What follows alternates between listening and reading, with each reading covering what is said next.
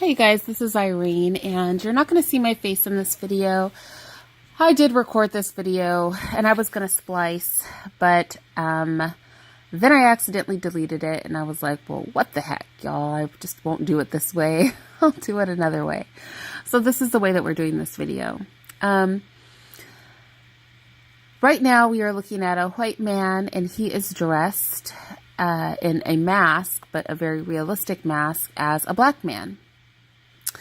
And I am showing you guys this because there are some people that feel very strongly that the deaths that are occurring in Chicago are being committed, a great deal of them, by whites coming into their community, masquerading as blacks, and killing people, basically. They feel it's something akin to the purge, and honestly, the first time I heard this, it was through Umar Johnson. We're just taking a look at the comments. Would be great for robbing a bank. These masks are disturbing because someone committed a crime and got away with it. A white man would never be the suspect. Anyway, so I dismissed it because Umar Johnson had brought it up. And frankly, I just don't like that dude. Everything about him just rubs me the wrong way. And if he's not an agent, if he wasn't an agent when he started, I wouldn't be surprised if he was one now. But with that said, I was very dismissive until I started doing research on the bait trucks. And you guys know how I feel about the bait trucks, so, you know, calm down. But with that said, I don't like excuses, right? But what I noticed in my research was that these people are very serious about recording in their community. They record the police a lot. I saw a lot of police encounters that were pretty disturbing in their community. Like I said, I believe that there are very real crimes in this community. You guys know I don't watch TV, and so in my video on Chicago's violence, one of the things I suggested were cameras. That was one of many things I suggested. Well, it turns out they have cameras, but none of the cameras are working. And so the people in these communities honestly believe that the cameras are off on purpose, and that they are sending mercenaries in on the weekends when the crime is charting as the highest to basically just blatantly kill the black citizens of that community. Here we see, this is a white man. He has actually painted his hands brown, and he's taken his mask out in daylight in his own community. And he is just trying to show that essentially he does not believe that anybody can tell the difference, even in broad daylight. You're going to see some blurbs on the screen. Those aren't my blurbs. They will be his blurbs. Anyway, going on with things. I'm not saying that this is happening. What I am saying is that if you do hear rumors of this, understand the perspective of the individuals that are presenting this, and their perspective is genuinely, and I'm not sure they even know about these masks and things, but their perspective is, in these poor communities, people do tend to be very, very, very close-knit. It is not like in a lot of middle class and upper class, mid-upper class communities where you don't regularly interact with your neighborhood. In these poor communities, the kids, strangely, it might surprise you guys, tend to play outside with each other. He says now the neighbors think there's just a really weird black guy that wanders around. Anyway, getting back to what I was saying, people tend to play with each other. The kids play with each other. People tend to interact a great deal. People tend to know their neighbors really well in these poor communities. And so they honestly don't believe it's their own people. Again, I am not saying that mercenaries are coming on the weekend. I'm just saying that if you look at the attachment that they're having to the police, the interactions they're having with the police, the fact that their cameras are off, and you look at things like what we're watching right now, it is understandable their paranoia. That is all that I'm saying, is that it is understandable, and we cannot just be highly dismissive of them as if they're completely crazy. Let's take a moment and listen to this guy. Contacts and have a nice shiny bald head. The other things that are really new are these. is a smaller version of the normal gloves from CFX, and they are able to skin match the color of the mask to the gloves. I've had SPFX gloves before, and while they fit pretty well, they were very poorly made. They ripped a lot, and they really didn't feel as great as these do. As you can see,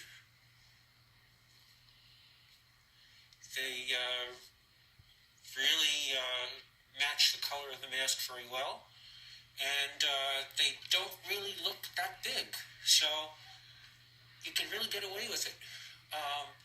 Also had Wes give me a little bit of a arm tattoo on this one, and wearing a watch. One of the great things about this is the dexterity that the gloves provide.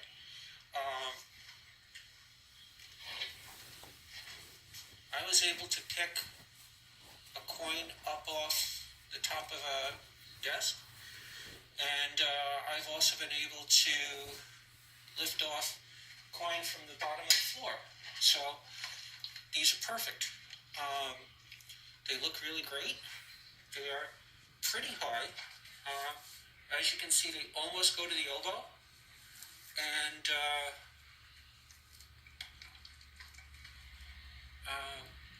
these are great stuff.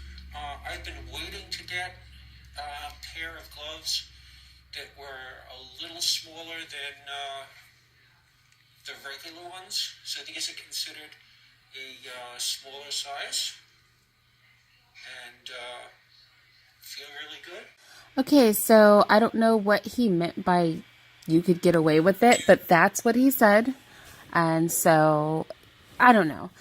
Like I said, I don't want to be completely dismissive of these people, but I want to just go ahead and let you listen to this next guy and what he describes he's most happy with regard to his suit. That cut and fitment is very good. Lip fitment is pretty good as well. And the texturing on the skin itself is excellent.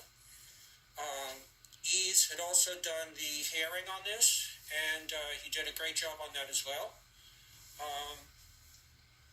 As you can see, and I'll do this, that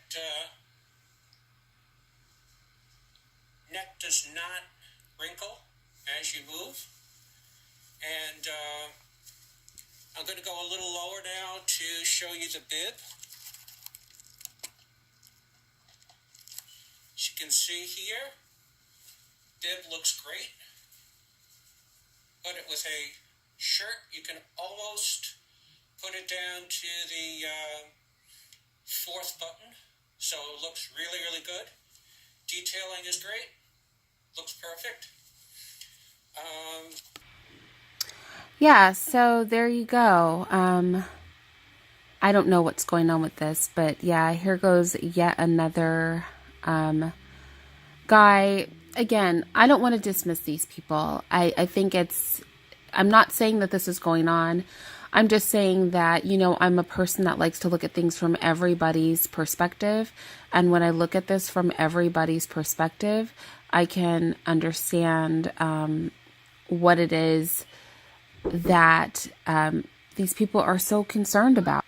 And it's understandable that when they start connecting the dots, when they start considering their police encounters, when they start considering the cameras being off on their streets, when they do know their neighbors and they know who the bad apples in their community are, and they honestly aren't feeling like these are the people that are killing all of these young men and women, that they honestly believe mercenaries are coming in. Again, I'm not saying that's what's happening.